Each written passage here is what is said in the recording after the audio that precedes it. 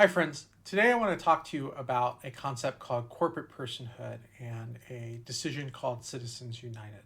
So in 2010, the Supreme Court ruled on the identity of a corporation, and the question was, is a corporation a person for the purposes of free speech, for the purposes of campaign financing? How much money can a corporation give to a politician for their campaign? And this has had pretty awful effects. What it's done is it's created a situation where the voice of the people don't are drowned out by the voice of money. And so actual people, everyday people who work for corporations, our needs aren't heard, our needs aren't prioritized, while corporate needs are prioritized because they have all of the money. And so what this has done is, instead of saying human beings are king, cash is king. And I think that this is unconscionable, and I think it's led to a situation of extreme wealth inequality. It's exacerbated a system that's already quite bad, and it has just further destroyed our representation in Congress. And so I think that we need to overturn this with a new constitutional amendment. I'm a firm believer in the rights of people, and I'm a firm believer in the rights of businesses and corporations to conduct business. I'm a capitalist, right? I'm a progressive Democrat, but I believe in business. I believe in entrepreneurship. I believe in building something from nothing, right? I also believe that people have rights that corporations should not, right? I believe that at the end of the day, we're all here to serve humanity, right? We're not here to serve a piece of green paper, right? We're here to serve each other. We're here to serve our neighbors. And so the pieces of green paper are just a tool.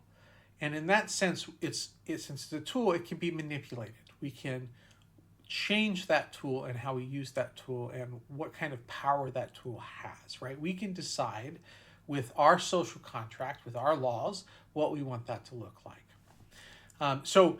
Interestingly enough, while it is true that we have a pretty good idea of what a quote-unquote corporation is in the law, we don't really have a good definition of what it is at like a constitutional or a federal level. What we have is a set of laws that defines securities, so like shares, stocks, bonds, that kind of stuff, and how those shares in a entity can be traded. And then we have individual laws of per state that define what a company is, or what that company can do, or how that company is formed, or how that company is taxed. But this isn't really well defined at a constitutional level. It's not defined as at a federal level. And because of this gap, right, the Supreme Court has to step in and say, well, because we haven't defined what a corporation actually is, we don't really have anything else to go on but to say that maybe they should have the rights of a person, right? So there's nothing to grab onto. So what we need to do is we need to pass a constitutional amendment that makes that really clear. What I'm going to do is I'm going to work to define a corporation. What is a corporation? We'll create an ontology of different types of corporations. I think we could even incorporate things like B corporations, and maybe, have legal definitions around these sorts of entities so that we can start writing laws and regulations around how they work.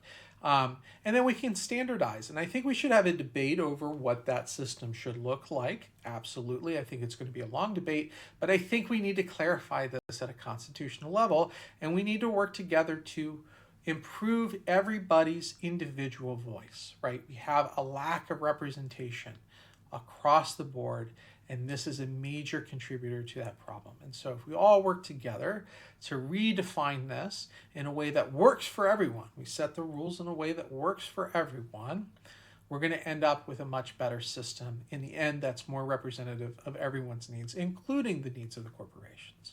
So another thing that I want to do is I actually want to define a corporate death penalty.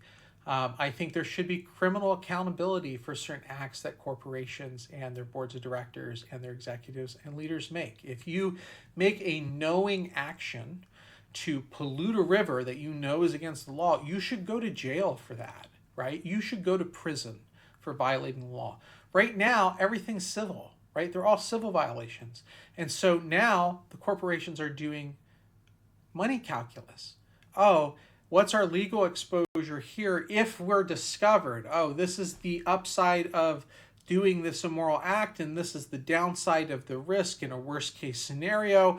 Does the risk outweigh the reward, or does the reward justify the risk, even if it means we might get fined millions of dollars if we do this really bad thing and we're held accountable to it?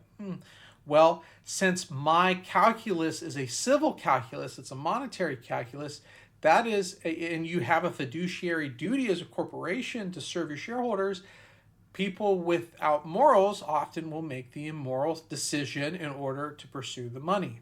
But if there was a criminal penalty, if it was like, well, if I make this decision and I know this thing and it comes out, well, I better have a really good cover-up plan and an alibi because I might go to prison for 12 years. Now that changes, right? That calculus changes. And so we need to institute criminal penalties for violators of certain laws. And I think we need to figure out what those are. But yeah, I support that. So I hope that you will join me on this campaign. It's really important that we fix these fundamental things, these fundamental mechanics of how our system works so that we can make everything work better for everybody. So thank you for joining me. Thank you for listening to me. God bless, to good spirit and good fortune. Take care.